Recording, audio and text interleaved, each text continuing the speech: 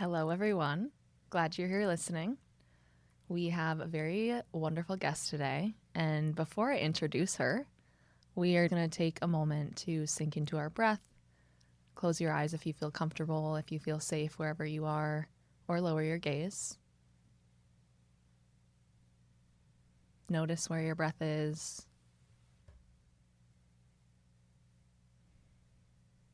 Is it shallow or is it deep?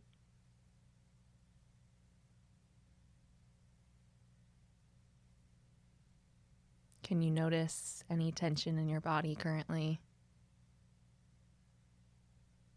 And if so, try to send your breath in that direction.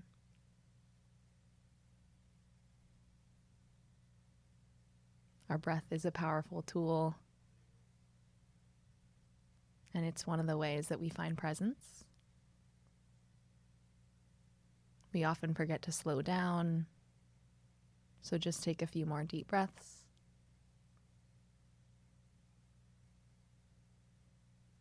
When you're ready, open your eyes and rejoin us.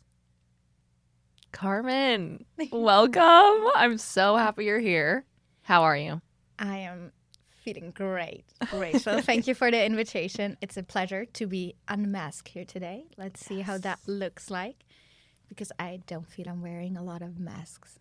I'm super happy to be here. It's a big pleasure to know you and to be on your show. You are a wonderful human, and I think everyone is going to gain a lot from you today in what we speak about. Maybe I'll just start by sharing a little bit about how we met, because it's so Carmen, and it will give you a great idea of who she is. We were in the gym, actually. What a surprise. I think I had my headphones in. Carmen came up to me and wanted to introduce herself and say hi, understand who I was, what my name was. It was history from there. So I'm going to give a little back context on that, because she was working out rather hard and was like, oh my gosh, I love this. When you see someone in the gym and they're working out, okay, that's the first good sign for me. Red flag for some other people maybe, but let's see. And I was always asking myself, what sport were you doing? Because, with some sports, and because I did a lot of sports in my past, I can see on your body shape what is the sport you're doing. But I would have never guessed that you were a D1 athlete in football. D2. Sorry, I can't take D1 credit. No, okay. But carry on. And I was like, I wanted to know it. I was really curious. And so I needed to ask you. And it took me really a long time, because I thought you were like, you're working out hard. You look beautiful. I was like, okay, it's like there's some people where it's easier, but I'm still an extrovert par excellence. So I still went up, and our second meetup was spontaneous. And after that, we had your amazing morning meetups. And it's been one of the best parts of my week. So I was going to say the same. Highlight, we do weekly walks, 7:30 a.m. I feel like sometimes no one else is awake in New York City. It's a very wonderful way to start the day. It's my friendship tip number one. Like, as an adult, if you want to have regular friendship checkups, that is just so perfect, because it's outside of your regular day. You still get some movement in with the walks. Okay, at 10 degrees Fahrenheit, it's maybe not the best, but we did go on a walk when it was pelting snow, and I came back inside and my whole jacket was sopping wet. So rain, snow, or sunshine, we are out there. And the ice, do you remember? Oh, yeah. New York City. What more could you ask for? Yeah. Before we jump into some questions, I also just want to say that it's been a blessing being in your life and being your friend. And the reason I've asked you to be here is because you have so much wisdom. And one of my favorite things about you is how courageous you are to be yourself. Will you tell us what the 3 words are that you would use to describe yourself? Yeah, I came up with energetic, driven, and courageous. It's so funny, because every person that I meet goes and afterwards, you have so much energy. Like, how? Friends of mine actually went over to call me Tsunami, because I come in waves and I will overgo you. No matter who you are, no matter what you do, it's like it's gonna be too much. And I love that. I love to have been described like a tsunami, because there were times when people thought I was too much And I am so privileged to have people now that don't think that I'm too much. They think that I'm perfectly fine and it's perfectly all right. And I really enjoy that a lot. I feel I'm driven or ambitious, which you can, take both for one. But for me, striving towards something is somewhat the goal in life. You're never going to be at a place and then, yeah, that's my place and I'm never going to change. Change happens. And I hope that you actively engage in positive change because negative change happens from itself. And so having drive, striving for something is like lifeblood. It's just, it's like having a vision that is bigger than yourself today. I think it just keeps my heartbeat like pumping, and I'm really future orientated in some sense for the positives and the negatives of that. And courageous, I picked. First, I love C, obviously. My name is Carmen. But people come up to me and say, you are so brave. I've had so many instances where people go and they're like, you're the bravest. You just moved to so many cities and you did so many things. And I've never felt brave in my life. I felt courageous. I felt that some things are big leaps and some things require emotional sacrifices. But I never felt brave because to me, if I've done something, for example, I moved to Singapore after my bachelor's because it was always a dream of mine. And other people go, oh, you moved so far away from your family. It's so brave. And I'm like, no, because for me, the thought in my head was, how miserable am I if I don't do it? How much would that take away from my life if I would go and live a life that someone else tells me is more realistic? I could have also applied and got a job in Germany. Yeah. Which would have been good too. Totally. Every path you take and every decision to make in the end is the right decision that you do. Well, I have so many questions based on many of the things that you just said, and one of which that I think could be really helpful for anyone listening who's ever been told you're too much, too loud, too much energy. How have you navigated that, and what would you say to someone who has felt that? I want to go to one place because I've got called annoying a lot when I was younger. My teachers called me annoying. My friends said I was annoying. And there's a German word for it that is way more accurate than annoying. So the German word, if you translate it into English, it's you go onto my nerves. It means you're stretching my patience, stretching your nerves. The word is really good in a sense, what it actually describes, that the feeling of feeling annoyed is. So I'm a triplet and I have 3 siblings. I'm one of 6 from my father. And he told me I was his most annoying child. Wow.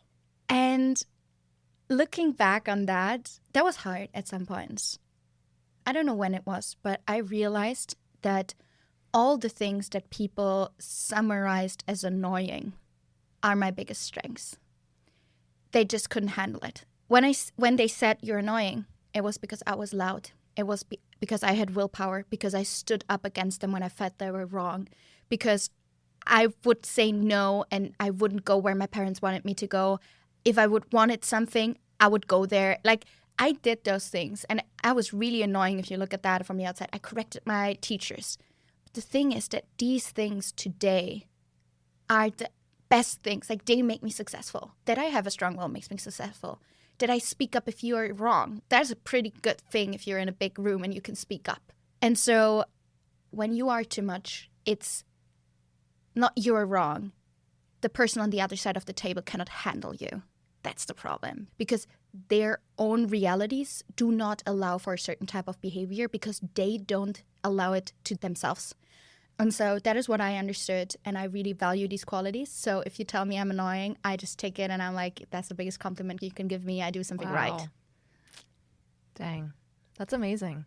How long did it take you to come to the realization that these were strengths? Oh, good question. Being called annoying was like really long the case. I was 17 when I moved out, and I had the realization maybe a year ago. As an unconscious process, I think it took me a while to find that as a strength. One theme that came through while you were speaking there was agency, this piece of action that you've always taken in your life. You've grasped on to the things that you've wanted and acted on them. There's a huge part of joy and flourishing in life that is linked to action and doing the things, no matter who's in your way or who calls you annoying. Do you think that is something you embody? I don't know whether I'd say agency, because agency always reminds me on my economics class teacher, you know, the agent. Maybe let's take it to the opposite, right? What if you don't take action? What happens if you don't take action towards your dreams is I think you get anxious and stressed. I still have that sometimes. When you don't do the things that are the most important things and you run away, then you do other things and you actively procrastinate. That's when you really get stressed. And agency, if I would go there, is agency is a decision. It's like you decide that you are in power, whatever happens, and taking action comes after that. So, for example, if something bad happens to you, like I had this struggle with the university administration, I could have said, oh my gosh, it's the end, everything is bad, blah, blah, blah, blah, blah. Agency is the step of saying, no, I can do something. I am empowered. This happens. Maybe this happens out of a reason, or there's something to be discovered there. And then after agency, you have trust or hope, which we discussed a lot. Yes. We love hope by now. We love hope. And when you keep on with the trust that everything works out great, then you can take action in the right steps. I didn't make it to Singapore when I first wanted to go there as a semester abroad. I didn't make it. It didn't happen. It made me sad. But then I said, okay, I can still go at another point in time. I decided that I have agency. Things happen. I can decide how I interpret them. Then I trusted that at some point in time it will be fine. And then later, 1.5 years later, actually, I took action to make it happen.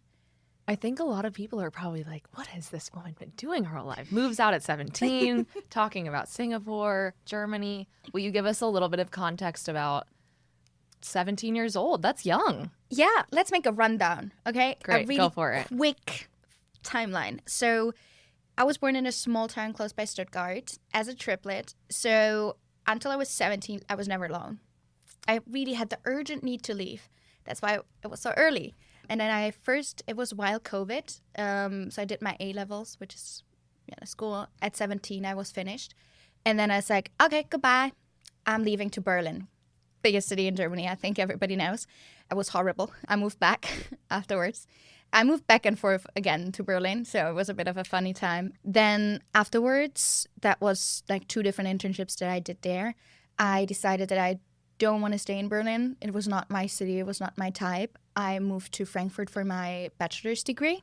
So Frankfurt is like the financial capital in Germany, if you want to say so. While I was in Frankfurt, I did internships in Munich. So I moved to Munich for some months. I did a semester abroad at KU Leuven, Belgium, which is one of the Europeans' oldest universities. I moved for a second semester abroad to Los Angeles to study at UCLA, which was an amazing time because European and American universities are so different. Then back to Frankfurt. And after that, I was like, okay, what do I do with my life after I graduate? A big goal was still to go to Singapore. I applied for over 300 positions. Oh my God. Of course you did. And I got it. And so then after I finished my bachelor's, I moved to Singapore. And then I moved back home and another time to Munich. And after that, I went and came to New York for my master's here. So, yeah. Until Singapore, most of my drive was, I need to get away from home. I was really more running away than running towards something. Singapore healed something in me. The people I met, or maybe that I was so far away, healed something in me. I started to ask, where do I actually want to go? Because if you only run away, the point where you're reaching will never be fulfilling because your major goal was, I want to get away. Just to get away, by definition, you're not going to reach a goal there. You're just going to be away. But then you find out that you're always taking yourself. And after Singapore, I decided to be home for another period of time, which was the biggest challenge because I think that was the moment when I got to be a woman and not a child anymore, if that makes sense. And then everything happened after that, I'd say. Everyone breathe that in. I feel like you've been around the globe. You mentioned running.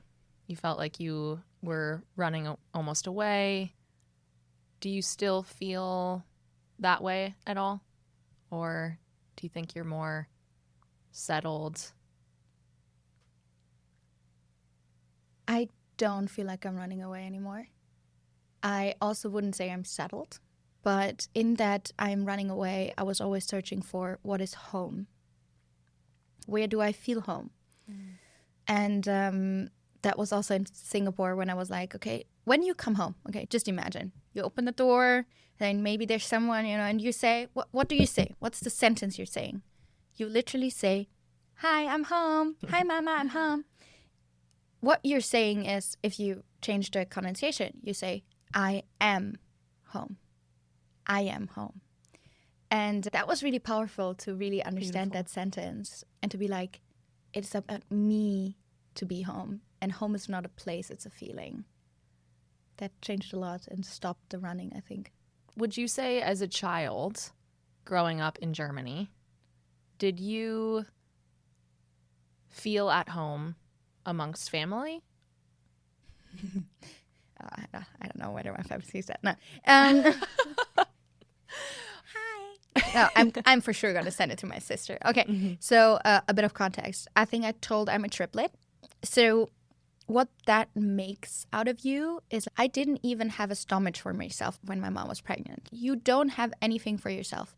And I think my will is so strong because I was always like fighting for something, fighting for a pet, fighting for, you were just like, it was always that feeling. That doesn't mean that there was not love. That doesn't mean that we didn't support each other. It took me a while to understand what family love really means. So in April 22, I got invited by a university colleague of mine over the Easter period. And they were like a total patchwork family. So it was his mom, but like the new husband of his mom, just a mix of people, but family. Went to the south of France, close by Saint-Tropez. And they would do that every year. And they would rent out camper spaces there in this super nice, cool village. And it was amazing. And so he invited me. And I was like, yeah, I love to go. I love to go. And seeing that family so close by, I was so shocked because I felt so loved. I never felt so loved, I feel. Because the family was just, you had freedom in that family. You could do whatever you want. The parents weren't like, oh, we're going to go to the beach now and you need to go to the beach too. No, whatever you do, like just do it. And I was really like, what? That exists? And it took me a while to understand what that was. So I couldn't process it by then. Now I know the feelings that I felt and how I can interpret them. But back then I was like, wow, I feel so amazing. Why? And so I struggled a lot with like, how do I feel love? How do I approach love? And it took me like last year to like redefine and rediscover that for me. I'm grateful for a lot of things. You can always blame your parents for doing something. But at one point, you're an adult now. That happened in the past. But like, move on or don't. It's your responsibility now. It also sounds as though the way that you entered into that family and experienced a sense of freedom. And it seems to me that maybe you aren't the best at being told what to do because you know what you want and you want to go out and get it.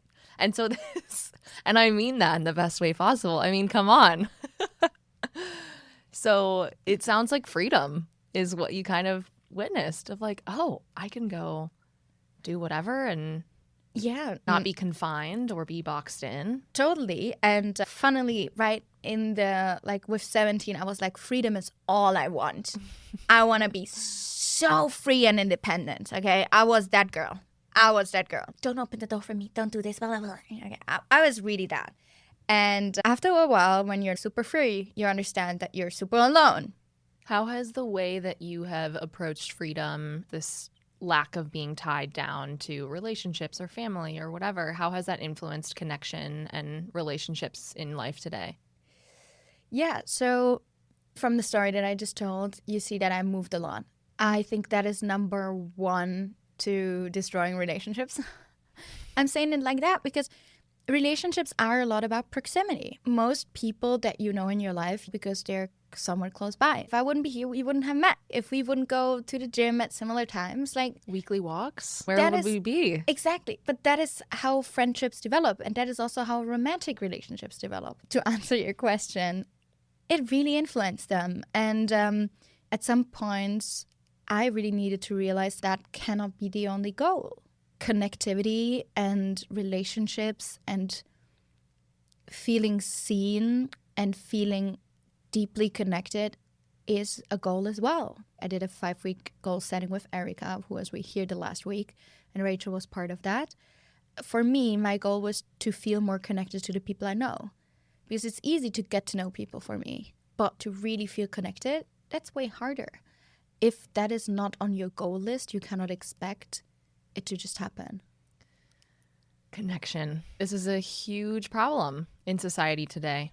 There is a loneliness epidemic. People are in despair in many avenues of life because of this digital era. So you've clearly done a lot of work on building relationships and connections. What would you say to people who are feeling really disconnected and lonely? What steps have you taken that you could offer someone to bring that back into their life?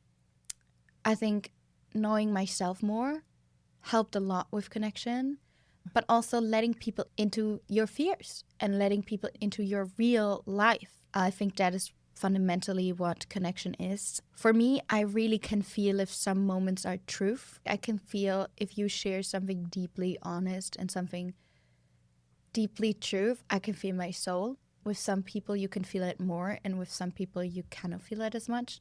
That means that I just spend more time with people where you can feel it. So these would be my 2 cents about connection. And, the weekly walk thing. Oh my gosh. The weekly walk thing. To make it convenient to meet someone, make it as simple and make it a habit. That's been such a game changer as well. I will also add one thing you are incredible at that feels simple but is very brave, especially nowadays, is going to a coffee shop and talking to the waiter or talking to the barista or talking to the person next to us at the table. Every time I go somewhere with you, we meet someone new because you aren't afraid to say something. You're very observant about the language that someone's speaking, and you have the ability to strike up a conversation. And that leads to an array of connections that then requires the repetition and the weekly walks. Yeah. That feels something tangible that a lot of people could maybe hold on to as well. I have 2 things about that. So thank you for mentioning it. I have 2 things about that. So first, I acknowledge that not everybody can do that, and I'm giving you a tip. And second, I'm going to talk about the extrovert version. First, I know that some people cannot go up just to you. I thought in the beginning it's hard to go to someone and speak to them. If you don't think that you're brave enough for that, I'm going to give you another one why that's not required. But I'm going to give you a reason where you can do that. So I moved a lot of cities. There were times when I didn't know someone. So what would I do?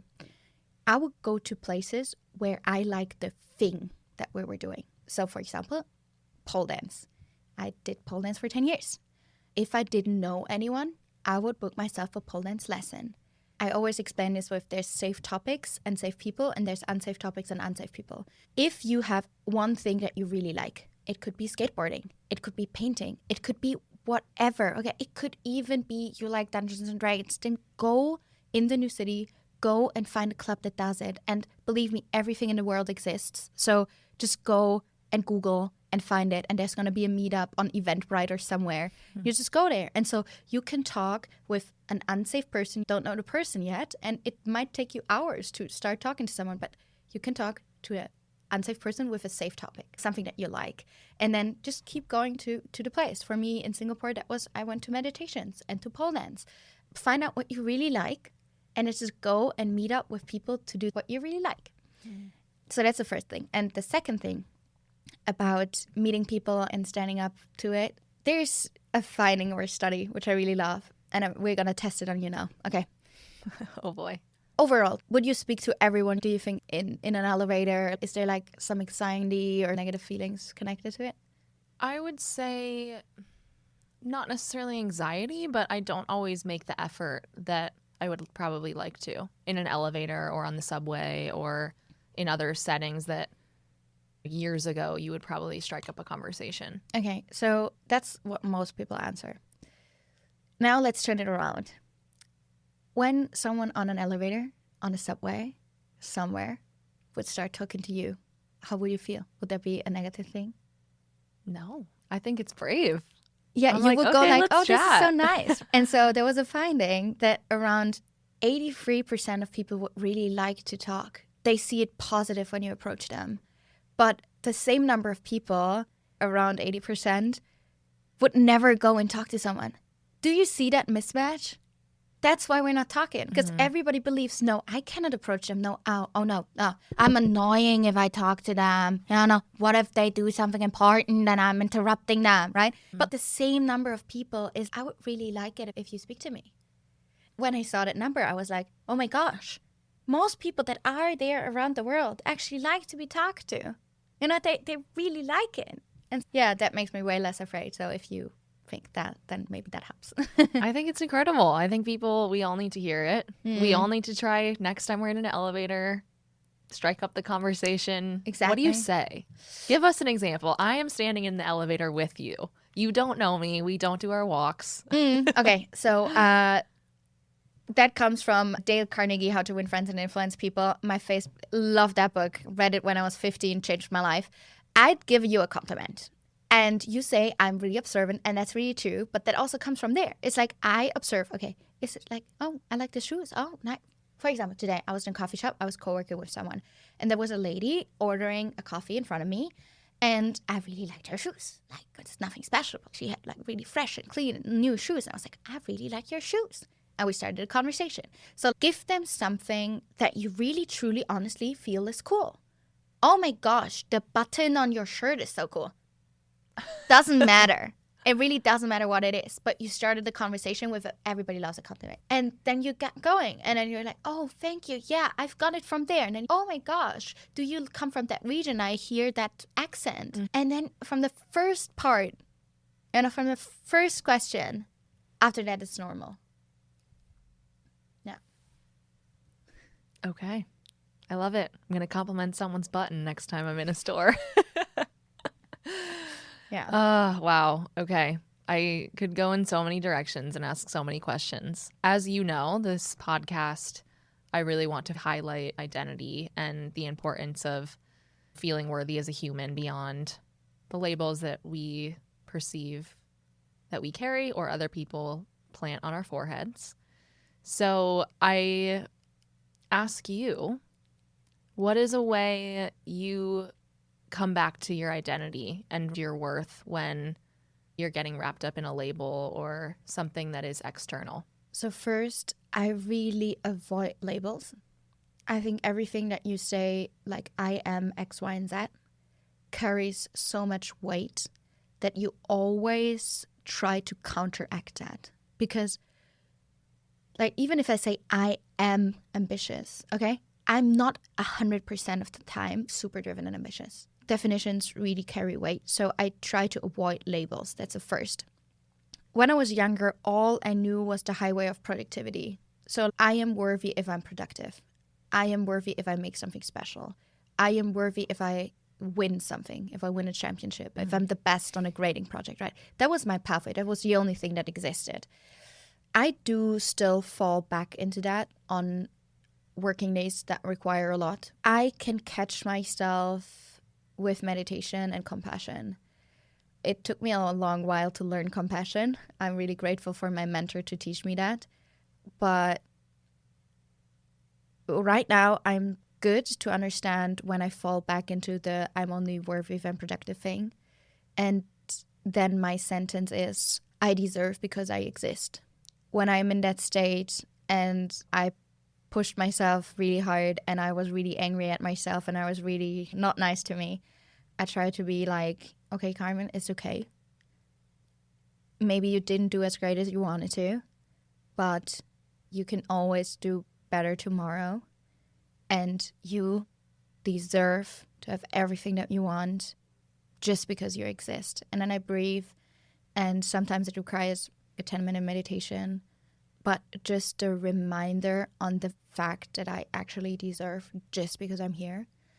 That's really powerful. That sentence really resonates with me. But I also can say it wasn't like that all the time. And this second pathway of my existence means worth, I developed that in Singapore through meditation. I know that there's people out there who listen to this and who are like, I don't have it. I don't know how. I didn't know. My way of living was pain.